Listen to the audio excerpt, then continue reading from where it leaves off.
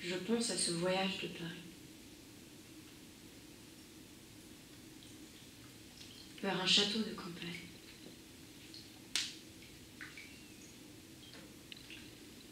Qui a eu lieu il y a plus de 200 ans.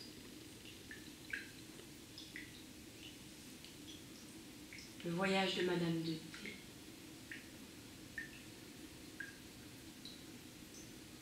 Et du jeune chevalier qui l'accompagnait.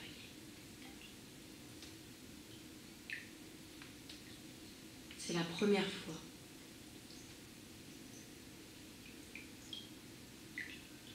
qu'ils sont si près l'un de l'autre.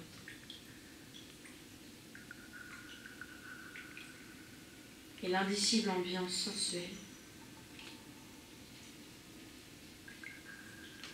qui les entoure naît justement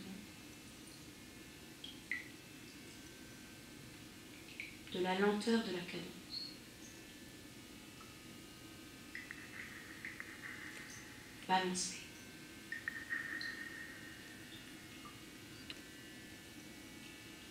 par le mouvement du carrosse.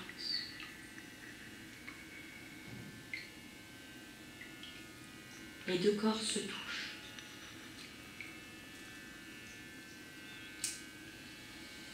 D'abord à leur insu.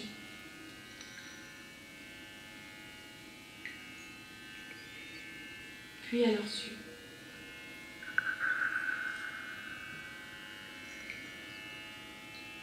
Et l'histoire se naît.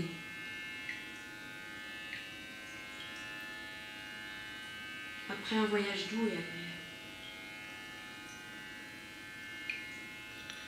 La voiture s'arrête à la campagne. Devant le perron du château.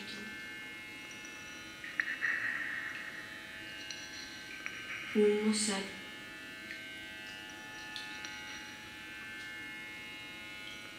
le mari de Madame de T les reçoit. Il dîne.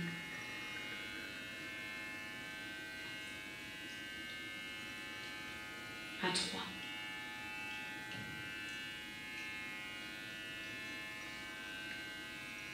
Dans une ambiance taciturne et silence. Puis le mari les prie de l'excuser. Il les laisse seuls.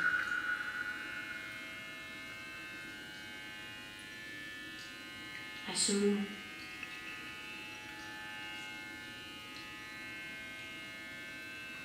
leur nuit commence.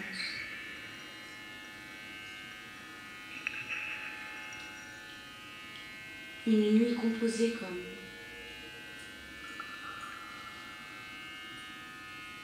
un triptyque.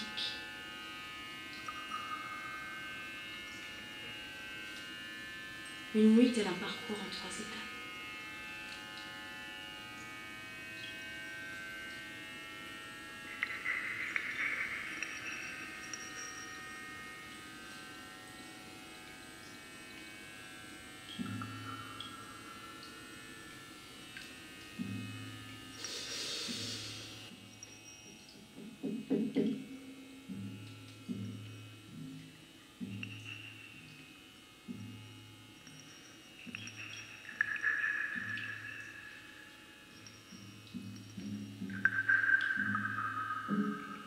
Première étape.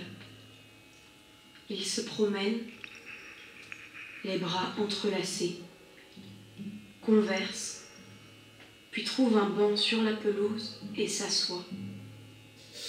Toujours entrelacés, toujours conversant. La nuit est emlunée. Le jardin descend en terrasse vers la Seine, dont le murmure se joint au murmure des arbres. Essayons de capter quelques fragments de la conversation. Le chevalier demande un baiser. Madame de T répond « Je le veux bien. Vous seriez trop fier si je le refusais. Votre amour-propre vous ferait croire que je vous crains.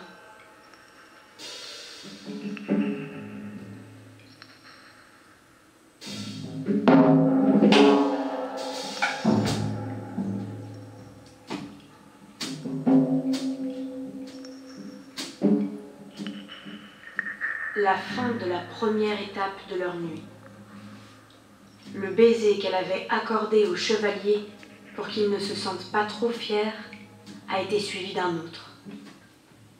Les baisers se pressaient, ils entrecoupaient la conversation, ils la remplaçaient. Mais voilà qu'elle se lève et décide de prendre le chemin du retour, sachant bien qu'au dernier moment, elle aura tout le pouvoir de renverser la situation et de prolonger le rendez-vous. Il suffira pour cela d'une phrase, d'une formule comme l'art séculaire de la conversation en connaît des dizaines.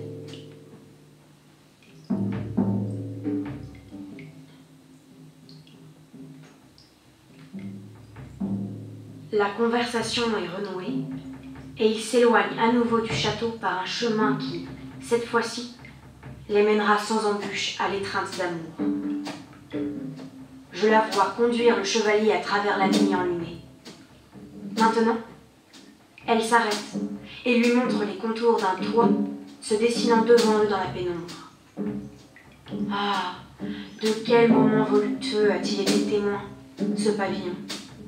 Dommage, lui dit-elle, qu'elle n'ait pas la clé sur elle. Il s'approche de la porte et, comme c'est curieux, comme c'est inattendu, le pavillon est ouvert. Ils entrent, ils s'embrassent, ils tombent sur un canapé, ils font l'amour. Mais tout ceci avait été un peu brusqué.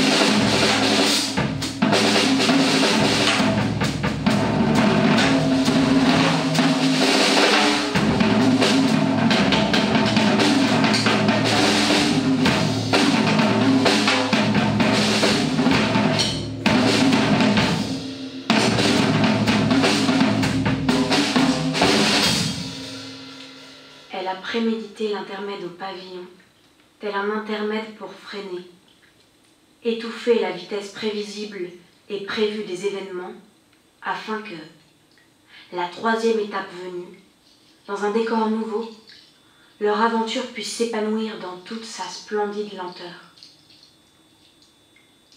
Elle interrompt l'amour au pavillon, sort avec le chevalier, à nouveau elle se promène avec lui, s'assoit sur le banc au milieu de la pelouse, reprend la conversation et l'emmène ensuite au château, dans un cabinet secret attenant à son appartement. Elle l'entraîne vers la pièce contiguë, une grotte plongée dans l'obscurité, toute garnie de coussins. C'est là seulement qu'ils font l'amour, longuement et lentement, jusqu'au petit matin.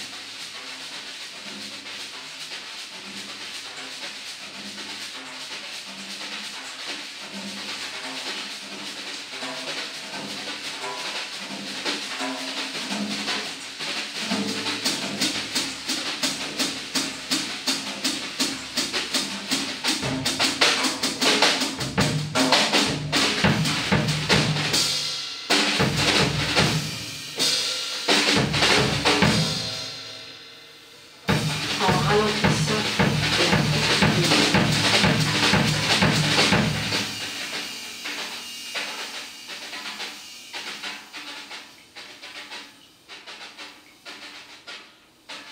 En ralentissant la course de leur nuit, en la divisant en différentes parties séparées l'une de l'autre,